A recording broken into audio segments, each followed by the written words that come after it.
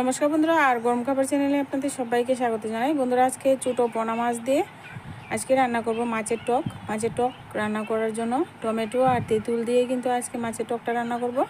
এখানে আমি দুটো টমেটো একদম কুচি করে কেটে নিয়েছি, আর সাথে আমি দিয়ে দেব তেঁতুল। আপনারা তেঁতুলের পরিবর্তে অন্য কোনো কাঁচা টক জাতীয় ফল এখানে দিতে পারেন, বা লেবুর রস দিয়েও করতে পারেন। এবার এর মধ্যে আমি এখানে কাঁচা লঙ্কা আর শুকনো লঙ্কা বেটে রেখেছি, এবার দিয়ে দিচ্ছি। এই রেসিপিটা বাটা মশলা দিয়ে করলে খুব ভালো লাগে খেতে। এই রেসিপিটা কিন্তু যত ঝাল ঝাল রান্না করবেন একটু টক ঝাল রেসিপিটা হয়, তো ঝালের পরিমাণটা একটু বেশি, টক টক এইরকম রান্নাটা করতে হয়। তো এখানে কাঁচা লঙ্কা শুকনো লঙ্কা কিন্তু ডবল ডবল করে বেটে দিয়েছি, কাঁচা লঙ্কাও অনেকটাই দিয়েছি, শুকনো লঙ্কাও দিয়েছি। দিয়ে এইভাবে লবণ দিয়ে পরিমাণ মতো হাত দিয়ে ভালো করে মেখে 5 মিনিটের মতো রেখে দেব। এদিকে 5 মিনিট পর আমি চুলায় একটা কড়াই বসিয়ে দিলাম। এর মধ্যে পরিমাণ মতো সর্ষের তেল দিয়ে দিচ্ছি। তেলটা ভালো করে ঠিকঠাক গরম করে নিয়ে এখানে আমি দিয়ে দেব পরিমাণ মতো রসুন কুচি, তেতো করে নিয়েছি শিলনোড়ায়। রসুনটাকে এবার সুন্দর করে ভেজে নেব। আর এই টক রান্নাতে কিন্তু রসুন কুচি দিয়েই আমরা ফোড়ন দিই।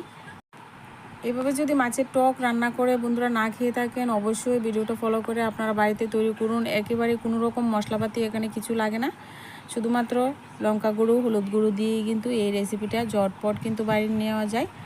আর আপনারা চাইলে এখানে যে কোনো মাছ দিয়ে করতে পারেন, ছোটো সাইজের মাছ দিয়ে করলে ভীষণ ভালো হয়। এখানে এই রেসিপিটা ছোটো টাইপের মাছ দিয়েই করতে সুস্বাদু লাগে করলে। এবার দেখুন, মেখে রাখা উপকরণ দিয়ে দিলাম, দিয়ে এবার হালকাভাবে নাড়াচাড়া করব।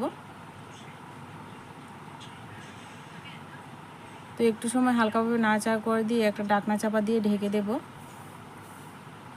বন্ধুরা, যদি চ্যানেলে নতুন হয়ে থাকেন চ্যানেলটিকে সাবস্ক্রাইব করে দিয়ে পাশে থাকার অনুরোধ রইল।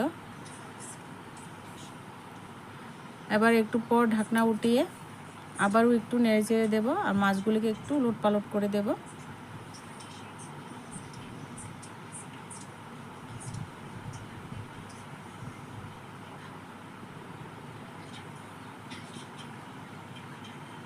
একবার বন্ধুরা এই রেসিপিটা বাড়িতে ট্রাই করুন, একদম সহজ। এইভাবে একটু সময় ভালো করে একটু নেড়েচেড়ে মজিয়ে নিয়ে তারপর কিন্তু পরিমাণ মতো জল দিয়ে দেব। মশলা বাটিটা ধুয়ে জল দিয়ে দিলাম।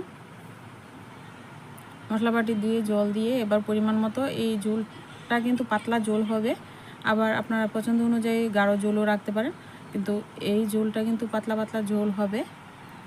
তো পরিমাণ মতো ঝোলটা দিবেন, দিয়ে ঢাকনা চাপা দিয়ে দিয়ে ভালো করে ঝোলটাকে ফুটিয়ে নেবেন। এবার ঢাকনা চাপা দিয়ে ঝোলটাকে 4-5 মিনিট ফুটিয়ে নেব। 4-5 মিনিট পর ফিরে আসছি। তো দেখুন, ঝোলটাকে একদম টকবক করে ফুটিয়ে নিয়েছি। আর এই পর্যায়ে কিন্তু আমি নামিয়ে নেব। এই রেসিপিটা কিন্তু ঝোল ঝোল খেতেই ভালো লাগে। তো এবার আমার সম্পূর্ণ রেসিপিটা রেডি হয়ে গেছে। ভিডিওটা ভালো লাগলে লাইক করবেন, কমেন্ট করবেন, চ্যানেলটি বন্ধুরা সাবস্ক্রাইব করতে ভুলবেন না। আর লবণটা ঠিকঠাক হয়েছে কিনা চেক করে নেবেন।